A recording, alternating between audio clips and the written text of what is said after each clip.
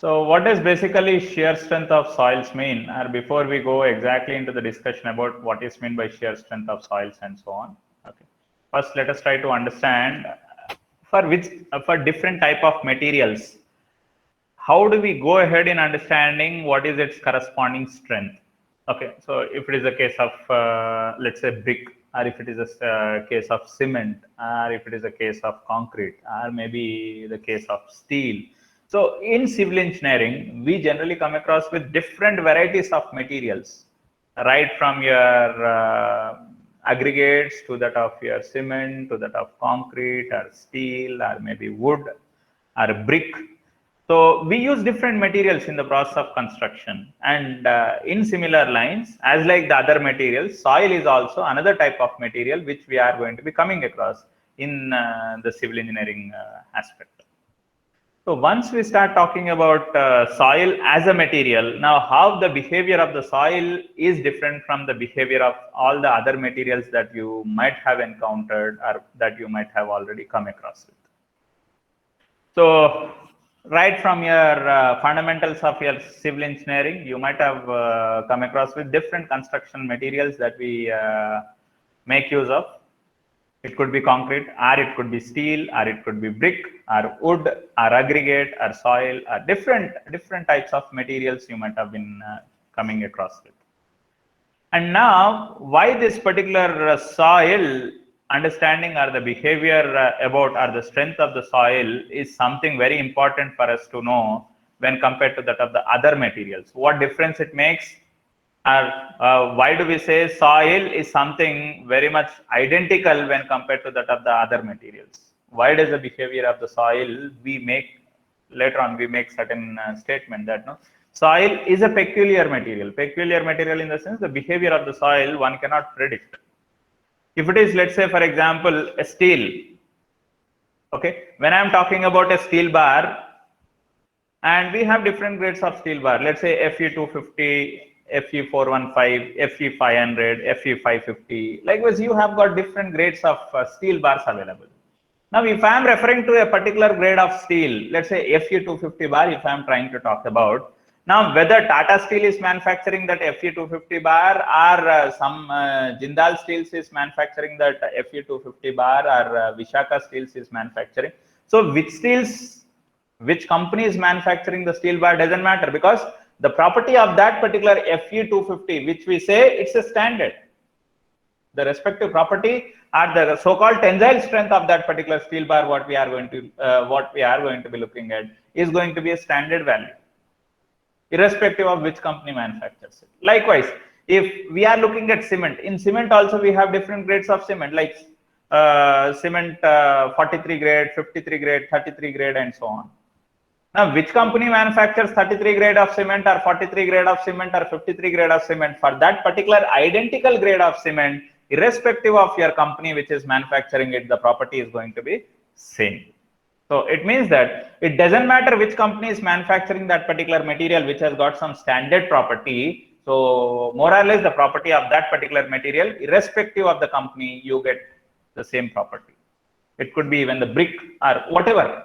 But when it comes to the case of soil, the behavior of soil, as we say, it's not same from point to point, from place to place, from depth to depth. Okay, so from one depth to the other depth, the property of the soil is not same. From this place to another next adjacent place itself, property of the soil is not same. So that's the reason why we say the behavior of the soil is something very peculiar, and it's very important to understand how does that so-called strength of that particular soil as a material change from place to place, or how does the behavior of the soil is going to be existing when you are trying to apply the loading on that particular soil. Okay, so it's very important for any civil engineer to understand the behavior of different materials that we come across. But however, the soil, which is considered to be a peculiar material, as the property of the soil is not constant from place to place.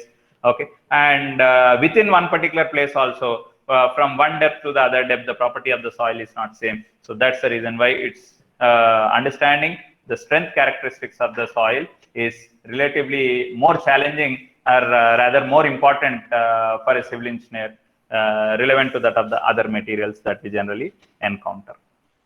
Okay. Now, once we start talking about soil as a material, then how do I understand what is the strength of that particular soil material? So generally, what does the word strength mean? Okay. The word strength means it's the maximum load that particular material can carry before it is said to be undergoing the failure. Okay, the maximum stress that the material can sustain before it is said to be undergoing the failure. So such kind of maximum stress what your material could resist before it is undergoing the failure, that is what we call it as strength of that particular material. Now, when you talk about your brick or concrete or maybe cement, we say the strength of concrete material or strength of cement material or strength of brick material. We try to determine the strength of that particular materials in terms of its compressive strength. Hope you might have seen why we generally don't talk about the tensile strength of concrete or maybe cement or maybe brick. But however, those materials can also sustain what is called as your tensile loading on that particular material. But however, the amount of load or amount of stress that can be sustained by your concrete or cement or maybe your brick, okay, so the amount of tensile stress that your material can sustain before it undergoes the failure is relatively less in those materials.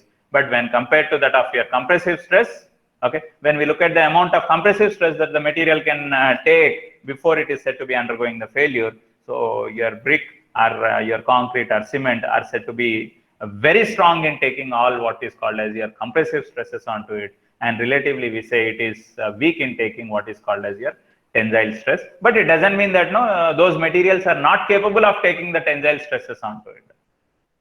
Okay. Now, when it comes to the case of your steel, we say, if this is my steel bar, we say steel is generally understood, or generally whenever we talk about utilization of steel in our construction, steel is expected to take what is called as tensile strength. The purpose of using the steel in the construction is to take the tensile stresses what are getting developed in the structure.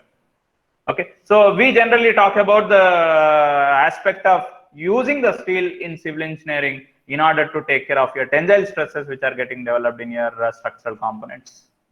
But doesn't mean your steel is not capable of taking your compressive stresses. No, steel, instead of looking at a bar, if I have a cylindrical steel sample, okay, that cylindrical steel sample, if I start applying the compressive loading onto it, yes, it can take the compressive loading onto it.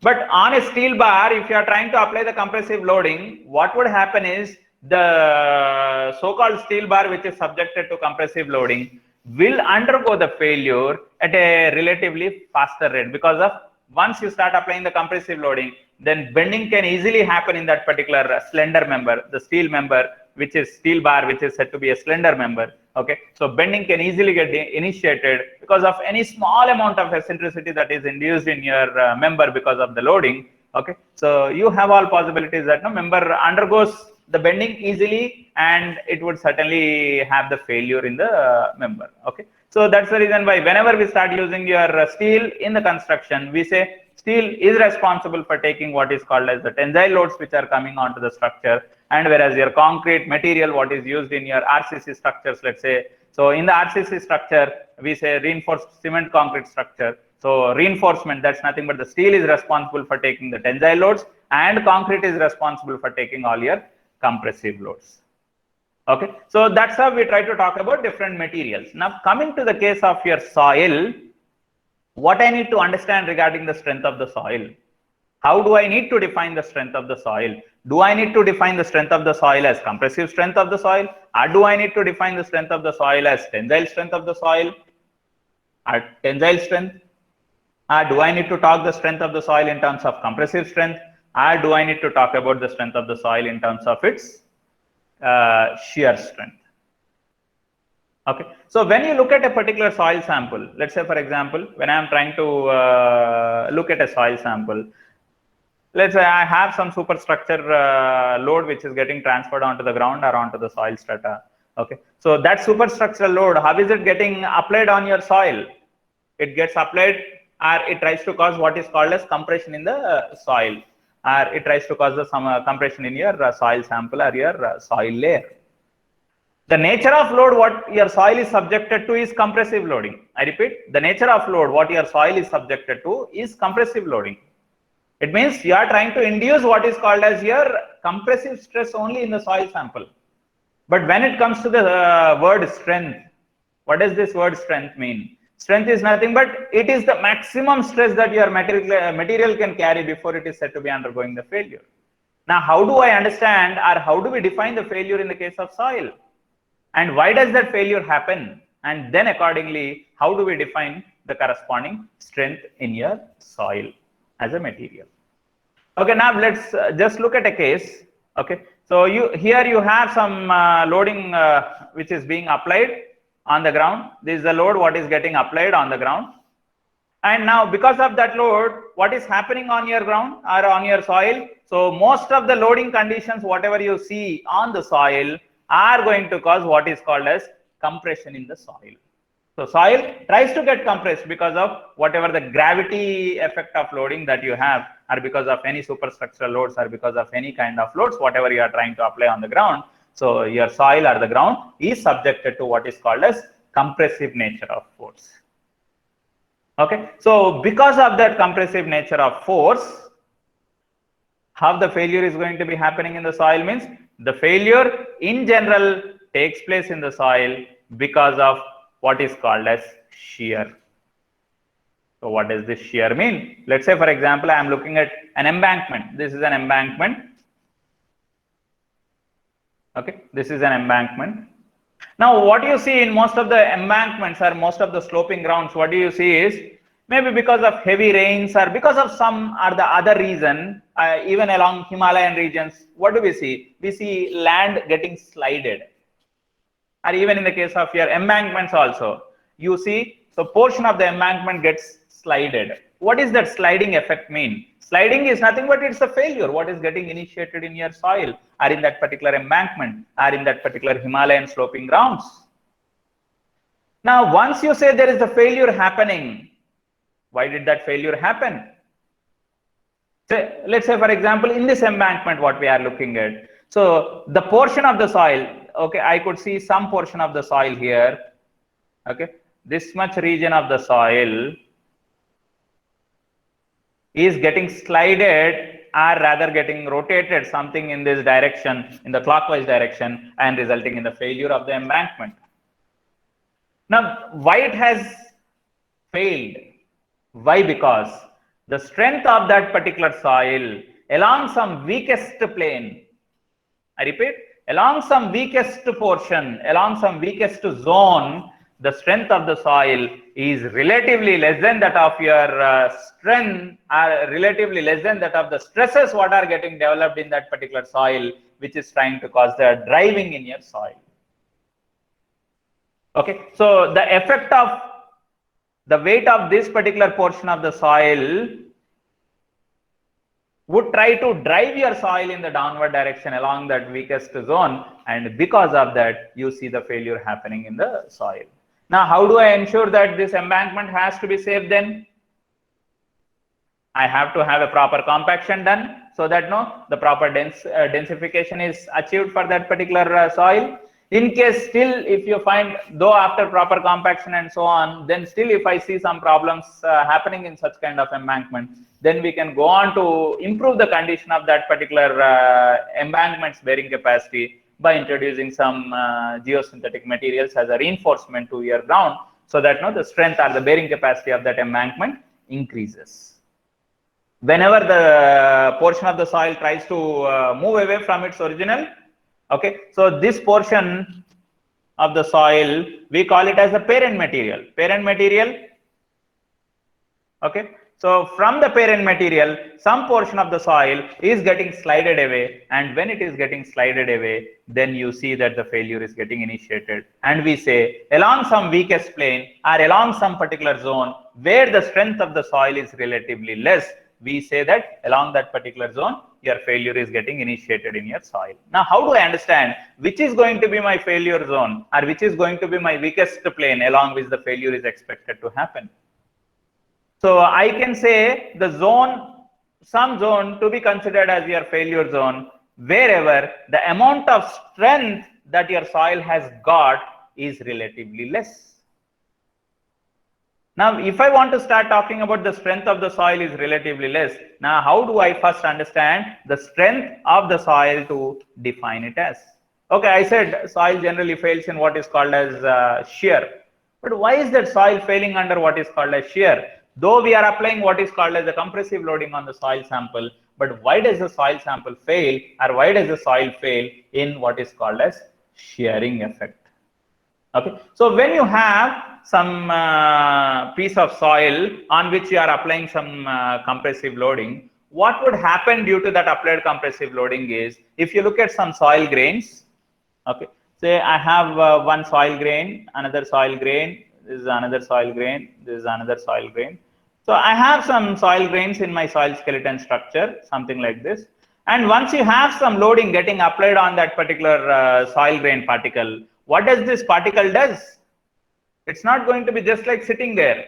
Then what is it trying to do? It tries to move, or it rather tries to get compressed into the void space whichever is available. So this particle, what we are trying to look at, this particular particle is trying to relatively move in the downward direction into the void space to go and sit into that void space.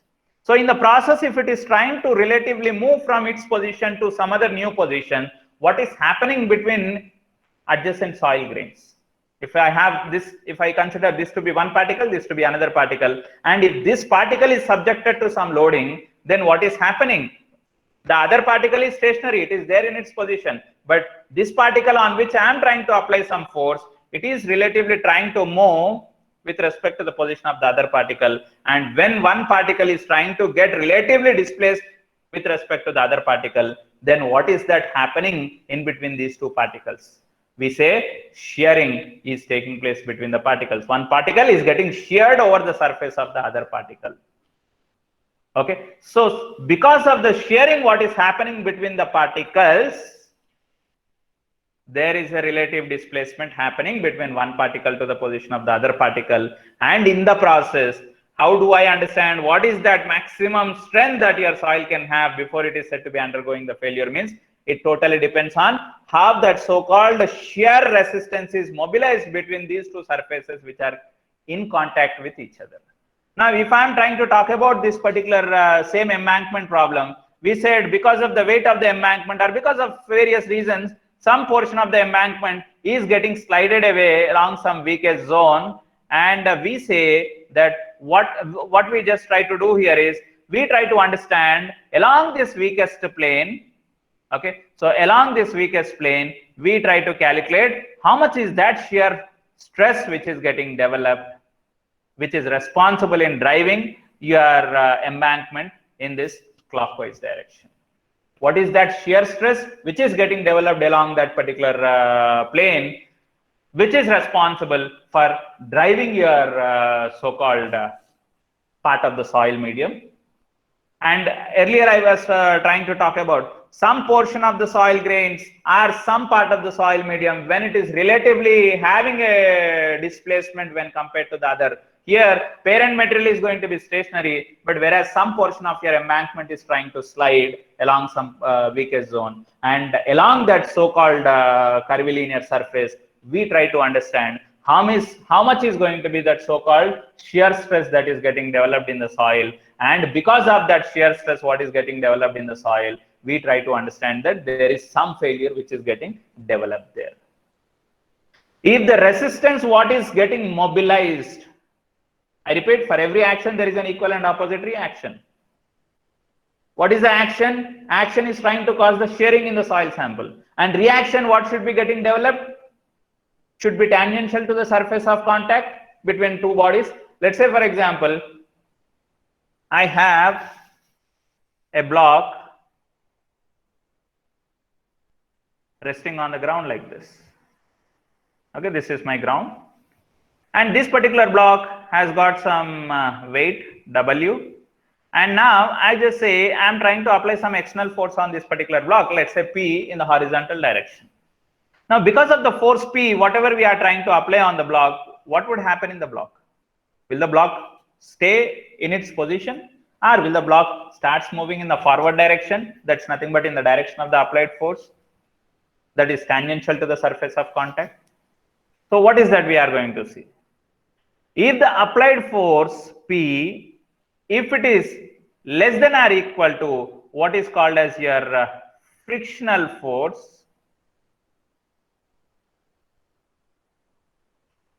if the applied force, whatever are the amount of force what you are applying on that particular block in the horizontal direction, if it is less than or equal to the amount of friction that gets developed at the surface of contact, because when you are trying to push the block, what is happening at that surface of contact between the ground and the block? If the block is trying to get displaced in this direction, then what is that ground trying to offer? So block is giving an action on your ground, and ground is going to offer the reaction on your block. And in the process, if we start looking at the free body diagram of that particular block, weight of the block is W, the external force acting on the block is P, and action in the form of weight is in the downward direction. So in the form of normal reaction, which is offered by the ground on the block, will be indicating as normal reaction N. And here force P is in the horizontal direction, that is nothing but which is parallel to the surface of contact. Then your friction, what is getting developed, which is said to be the resistance, which is getting mobilized.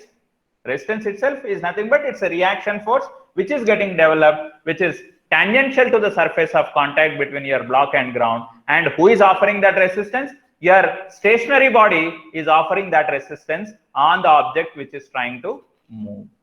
Now, which is my stationary body? My ground is my stationary body, and that stationary body is generating amount of resistance, and that resistance what is getting developed tangential to the surface of contact, that's nothing but parallel to the surface of contact between the block and the ground, and that resting force is what we are calling it as your frictional force. Okay, so and that's what I said. If the amount of applied force on the block, if it is less than or equal to your frictional force F, then I can say the block is going to be very much in rest condition. In case if the applied force is greater than that of the maximum friction what can get developed, this is nothing but I'll write it as the maximum friction that gets developed at the surface of contact, then it is obvious that the body is going to be in motion. Okay, so once the body is in motion, then we say that the body has the relative displacement happening in that body from with change in time. So the position of the block is getting changed. Okay, when it comes to the case of even your soil, so once the so-called motion is getting initiated in some portion of the soil, then why is that what is happening in the soil means ultimately we say the shearing between some portion of the soil and the other portion of the soil got initiated, whereas some portion of the soil is in stationary mode, whereas the other portion of the soil is trying to have the motion.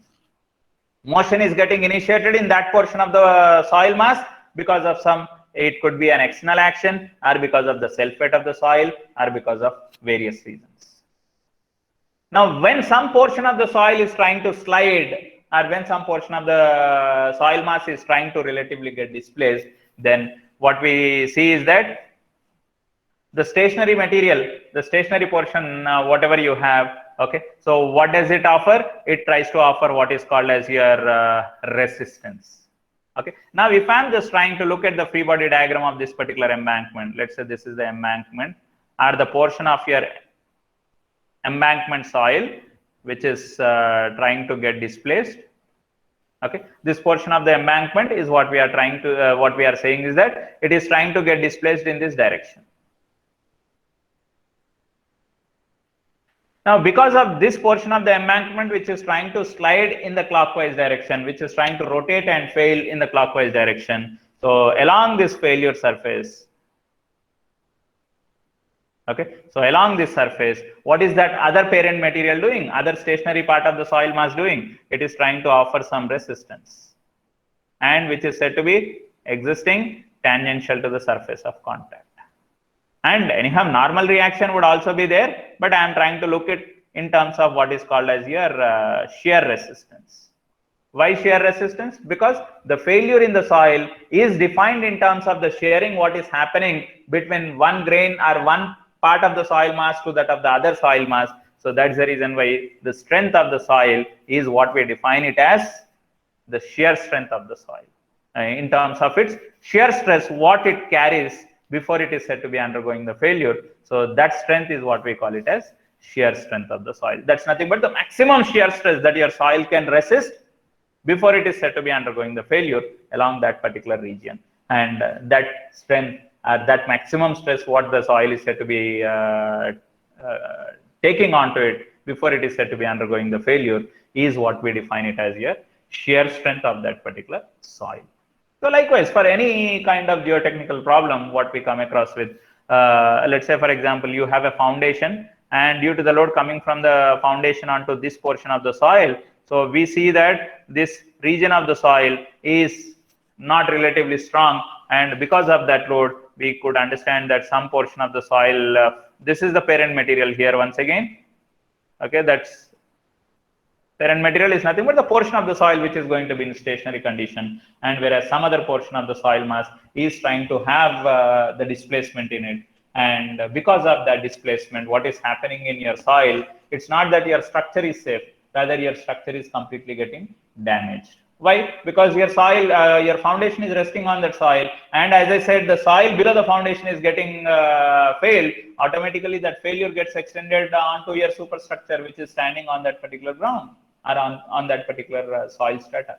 Okay, so whenever you see such kind of failure getting initiated in the soil, we need to first understand what is that maximum shear stress that your soil is capable of taking before it is said to be undergoing the failure along that particular plane.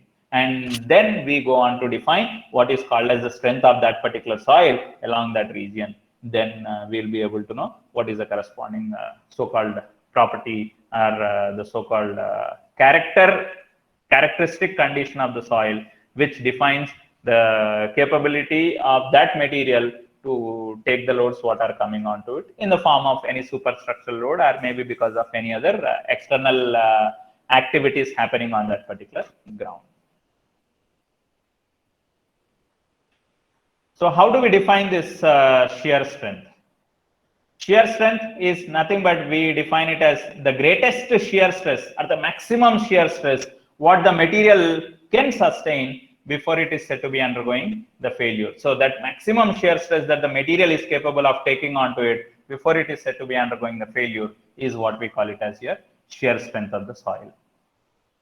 Now, the safety of any geotechnical structure depends on what is called as the shear strength of that particular soil. Okay, if the shear strength of the soil is high, then automatically we say my structure is going to be safe on that particular ground which has got higher shear strength.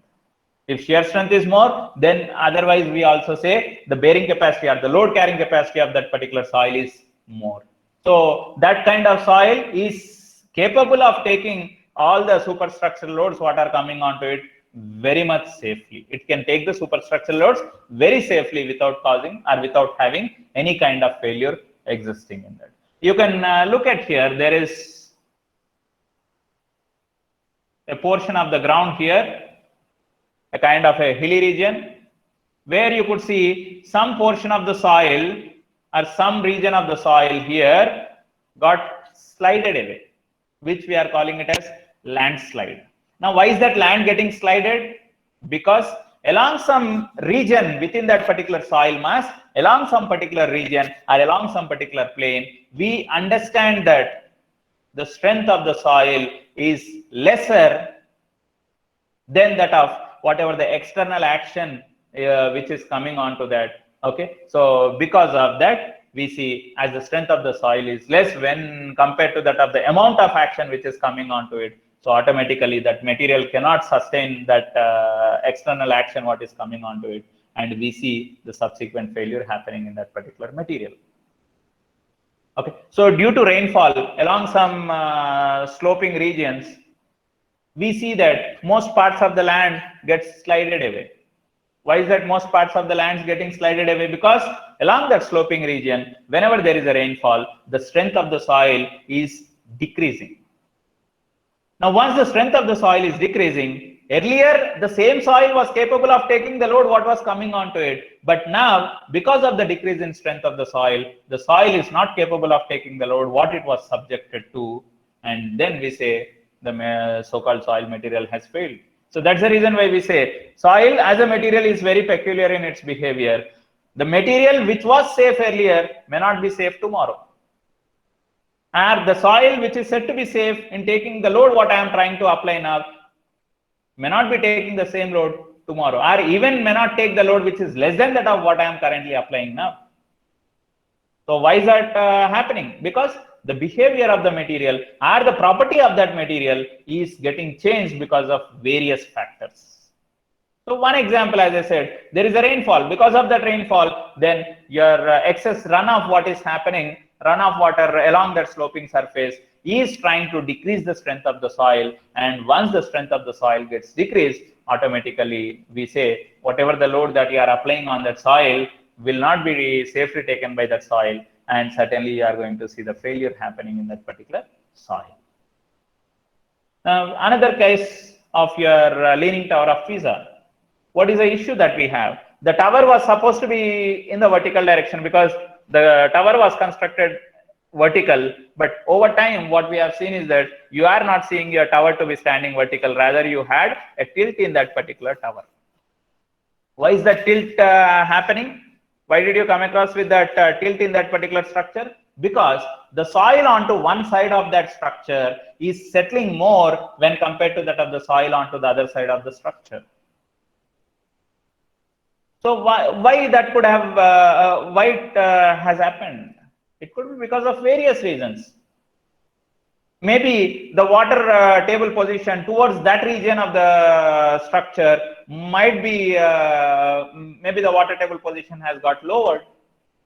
Once the water table position has got lowered, then what is going to happen is your so-called effective strength of that particular soil or effective stresses getting developed in that soil has relatively increased.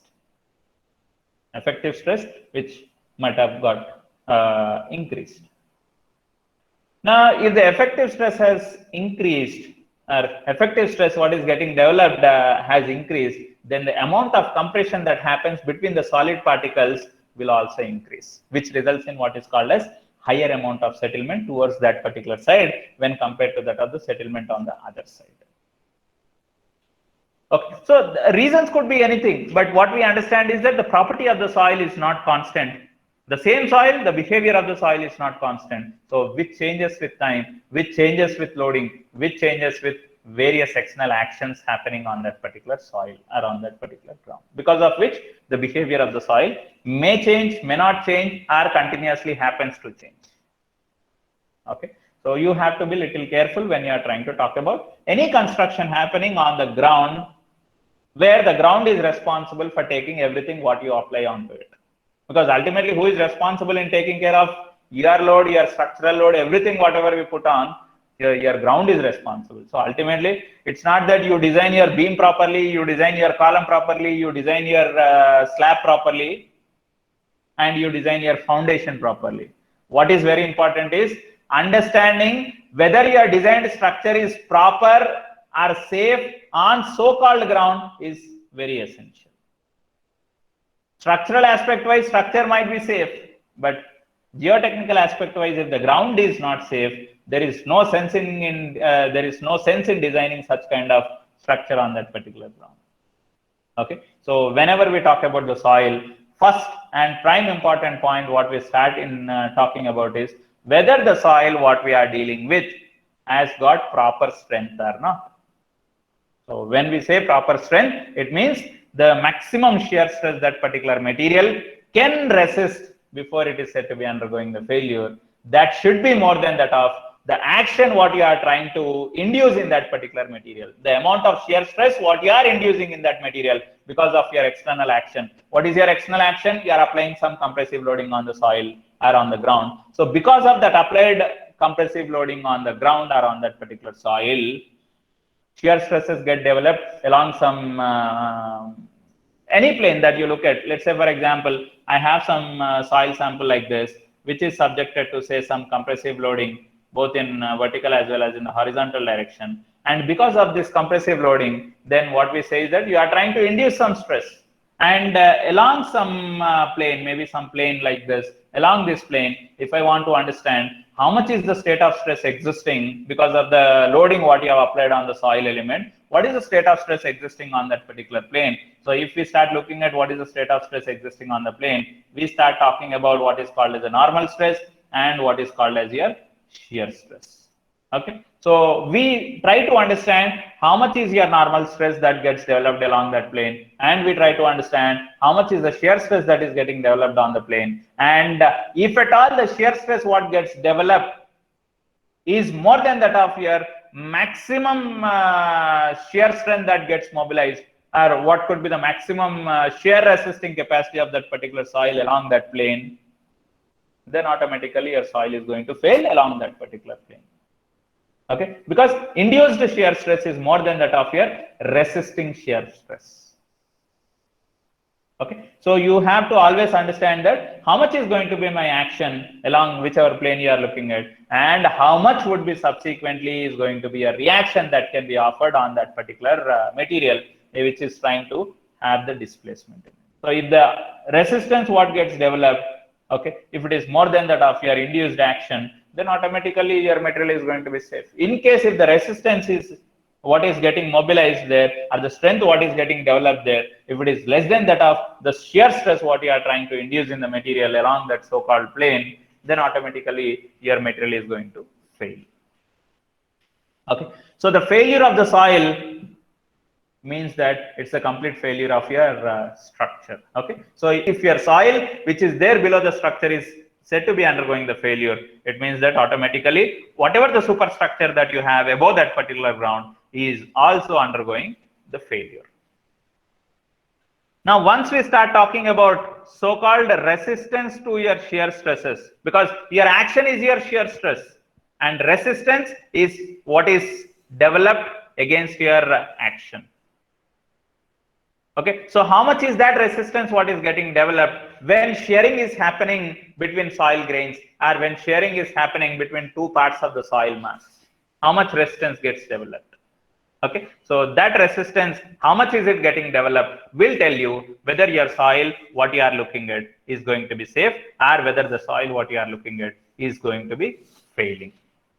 Okay, so generally your so-called shear failure in the soil occurs due to what is called as sliding between the particles. One particle slides over the surface of the other particle, or maybe because of the rolling what is taking place between the particles. So what does it mean? Let's say I have one particle here, another particle here. If this particle is said to be stationary, this particle is subjected to some action, because of which if this particle is trying to slide like this, which indicates the motion happening in the body or in this particular particle. In the other way, if this particle is trying to roll over the surface of this particle because of the external action what you have given, then also you say the particle is in motion, because of which the so-called failure is getting induced in the material.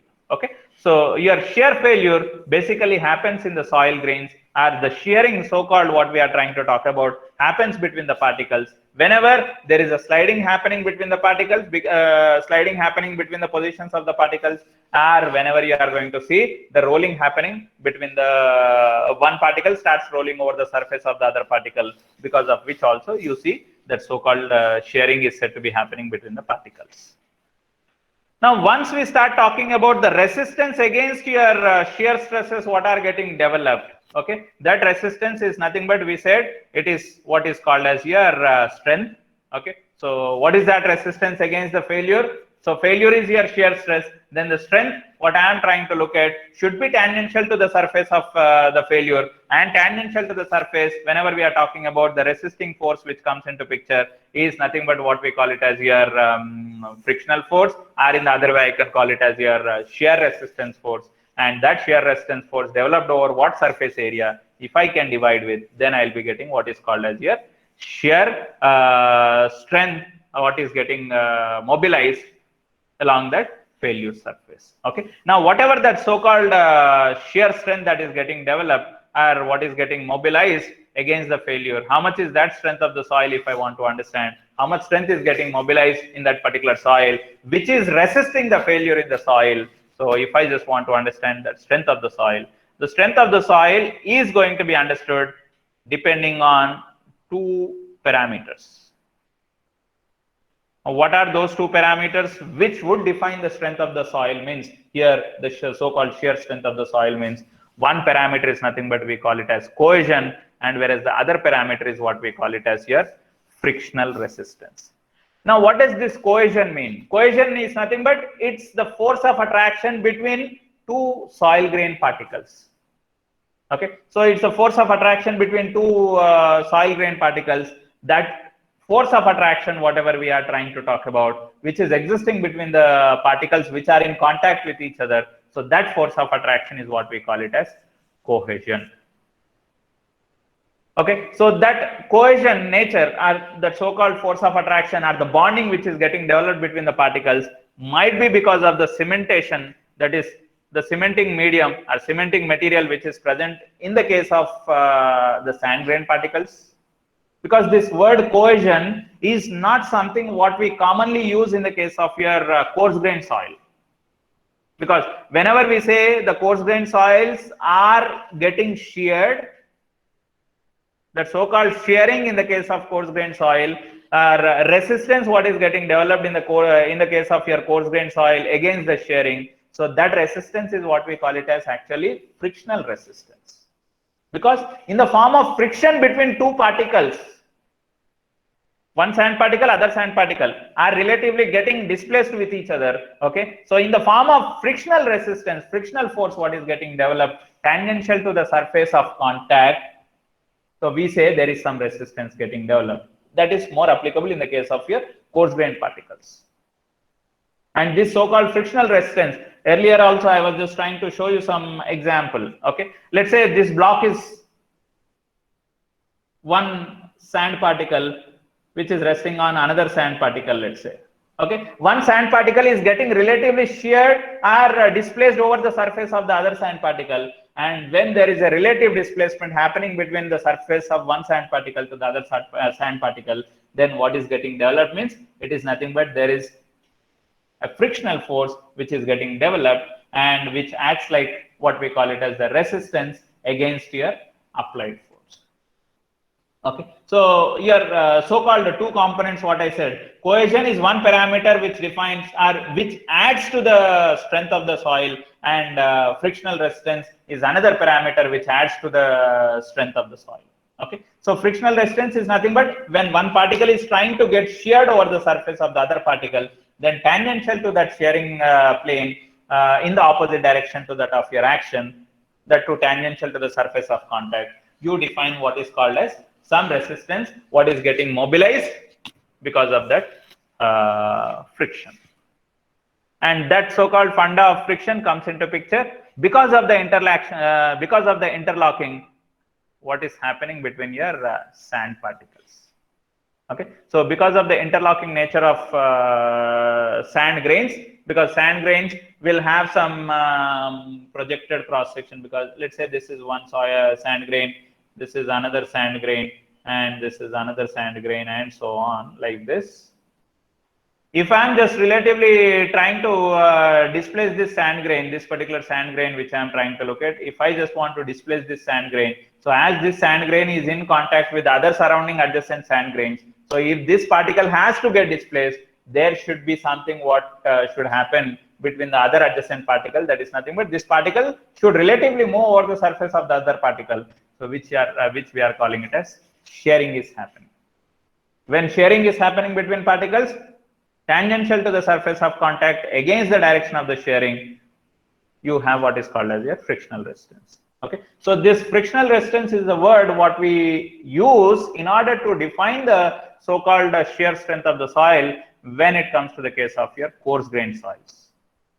And when it comes to the case of the fine grain soils, very particularly, the parameter or the term which defines the strength of that particular soil is nothing but it is what we call it as your cohesion, where cohesion is nothing but we call it as your force of attraction which holds your particles together, your clay particles, because of the electrostatic attraction between one clay particle to the other clay particle, because of the difference in charges accumulated on the surface of your clay particle, one clay particle gets strongly bonded with the other clay particle, and that so-called force of attraction with which those particles, clay particles, got bonded with each other. So that force of attraction is what we call it as cohesion.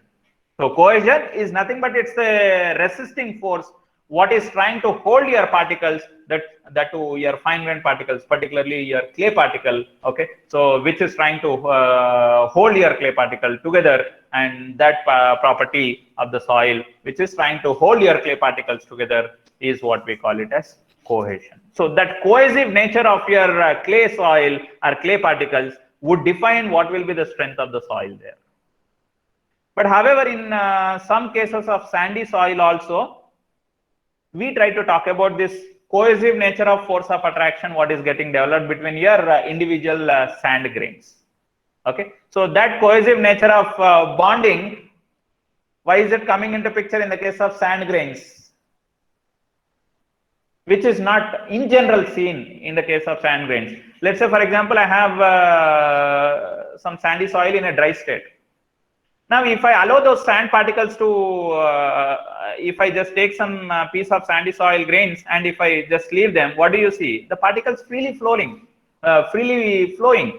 You don't see one particle sticking to the other particle and all that complete mass of the soil, sandy soil, falls at a time.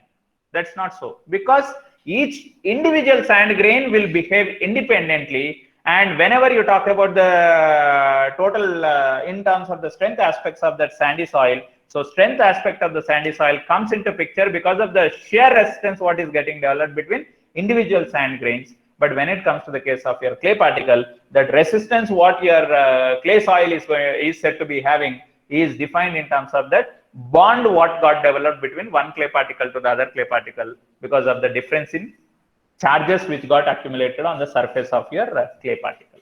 So because of the difference in charge, one clay particle surface get attached to the other clay particle surface because of your thin film of water surface which is getting formed on each of the particle, which holds your particles very close and tight to each other, and that force which is holding those particles close and tight is what we call it as your cohesion.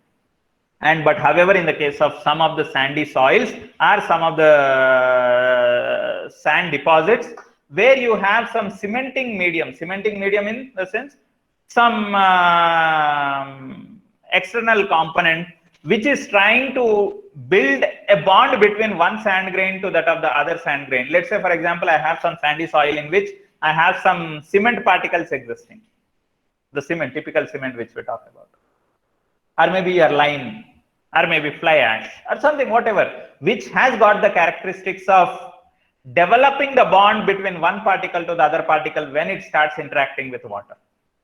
Okay, so whenever you have such kind of cementation material which is trying to develop a bond between one sand grain particle to the other sand grain particle, or one coarse grain particle to the other coarse grain particle, so because of that cementitious medium, you are trying to have a kind of a strong bond which is getting developed between one sand particle to the other sand particle. But however, if there is no cementitious medium existing between in that particular sandy soil deposit or in that coarse grain soil deposit, you don't see a strong bond getting developed between one sand grain to that of the other sand grain, and the behavior of one sand grain would be independent to that of the other sand grain, because you will not see that one sand particle getting stick to the surface of the other sand particle.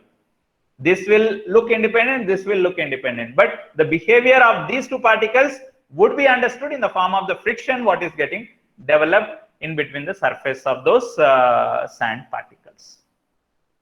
So whenever you are trying to talk about that sources, ultimately we talk about two sources which are responsible in defining what is called as the shear strength of the soil. One is called as cohesion. Cohesion is one of the property of the soil, and angle of internal friction, or rather it has to be called as what is angle of shearing resistance.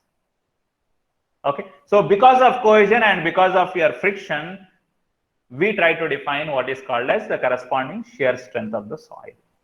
And when you look at that cohesion is basically said to be because of the bonding what is getting developed between the particles. So whenever we talk about the word cohesion, cohesion is a stress independent component, in the sense that so-called parameter cohesion what we are trying to talk about is said to be a stress independent component. So it has got nothing to do with the amount of load what was getting applied on the soil sample and so on. But when it comes to the case of your frictional resistance, what we are going to see, it is said to be stress dependent component. Stress dependent component in the sense, if you have some action which is trying to cause the shearing, then only your so-called frictional resistance, which is said to be the reaction, which is going to be getting developed. So when there is no action, there is nothing called as a reaction. When there is no external force which is trying to cause the shearing in the soil mass, then you will not see any frictional resistance getting developed. For every action, there is an equal and opposite reaction. So until there is an action, you don't see what is called as a shear resistance getting developed between two soil grain particles.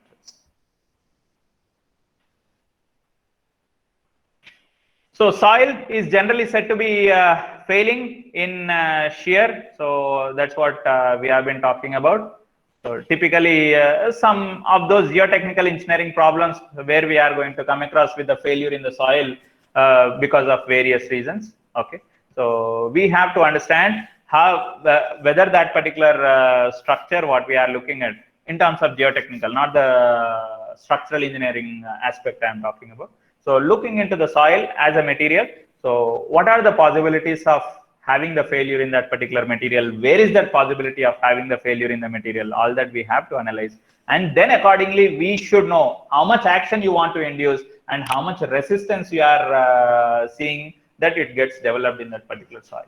In case if the action what you are trying to induce in the soil is more than that of the resistance what your soil can develop in it, then automatically we say the soil is expected to undergo the failure.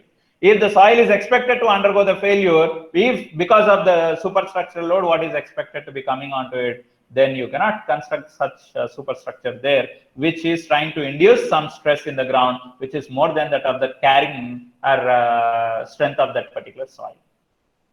So in such case, it's not that you cannot construct the structure, but rather you have to modify the condition of the soil. Condition of the soil in the sense, you have to improve the properties of the soil. Which properties of the soil I have to improve means your C5 properties of the soil, which is ultimately responsible in defining the strength of the soil. So those C and 5 parameters of the soil. C means the cohesion property of the soil, and 5 means angle of shearing resistance value of that particular soil. Okay, so that angle of shearing resistance and your cohesion value, I have to improve for that particular soil. In case the cohesion value and the angle of shearing resistance value gets improved for that soil because of anything that you do on the soil, anything in the sense, if I try to compact the soil more and more, I achieve higher density for my soil. If the higher density is achieved for my soil, obviously the bonding between one particle to the other particle has increased. Automatically we say cohesion between the particles has increased, and due to that increase in bonding between one particle to the other particle, when there is any shearing that is getting initiated in the particle, you will see more amount of resistance getting developed against the shearing action. So that's how you say 5 value is increasing. So depending on how your C and 5 parameters are existing for that particular soil, the strength of the soil is going to be determined. So based on your C5 parameters only, ultimately your strength of the soil, what we are talking about, would be depending on. Okay. So at failure, whenever we say some soil is undergoing the failure, so it means that the shear stress or the shear resistance along the failure surface, what is getting mobilized, reaches to what is called as the shear strength of the soil.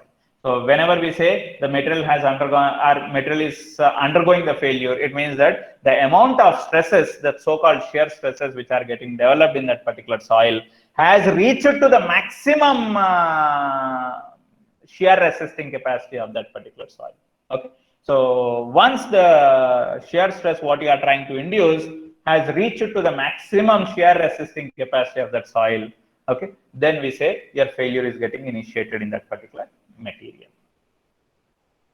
So likewise, in different types of geotechnical structures, like say in the case of retaining wall also, you have some soil on the other side of the retaining structure. This is the soil what we are trying to look at. This is your retaining wall. And this retaining wall, what is it trying to do? It is trying to hold this portion of the soil in its position. So purpose of retaining structure is to retain the soil at its position. But what could have happened is, because of an improper compaction in this soil, in the region of the soil which is there on the other side of the retaining structure. So if this strength of the soil here, if it is not relatively good enough, then what would happen is you would see some portion of the soil getting sheared and relatively causing the failure in the retaining structure. It's not that the failure is only restricted to your soil, because ultimately your retaining structure which is trying to support that soil is also getting damaged.